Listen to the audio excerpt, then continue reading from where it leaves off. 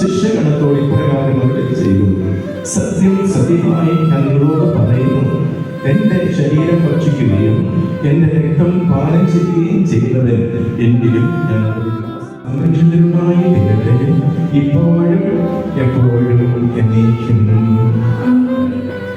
നിങ്ങളുടെ സൗഹൃദവും നിങ്ങളുടെ കൂട്ടുകെട്ടും എന്നോടുള്ള ഇടപെടലൊക്കെ എനിക്ക് എൻ്റെ മനസ്സിൽ ഒരു സന്തോഷത്തിൻ്റെ അനുഭവമായിരുന്നു. പ്രത്യേകിച്ച് ഞായറാഴ്ചകളിലൊക്കെ നിങ്ങൾ വരാനായിട്ട് നിങ്ങളെ കാണാനൊക്കെ ആഗ്രഹമുണ്ട്. പക്ഷേ ഇത്രയും അവസരങ്ങൾ കിട്ടാതെ പോയിട്ടുണ്ടെങ്കിലും എപ്പോഴെങ്കിലും പോയി നല്ലതായിട്ട് കേൾക്കുവാനൊക്കെ എനിക്ക് സാധിച്ചിട്ടുണ്ട്.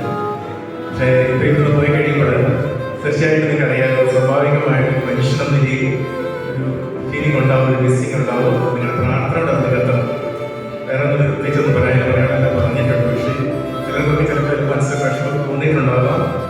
ഞാനൊരിക്കലും ഒരു അനുവരാക്കെന്തെങ്കിലുമൊക്കെ മനസ്സിൽ വിഷമം ഉണ്ടെങ്കിൽ വിട്ടുകിടക്കുന്നത്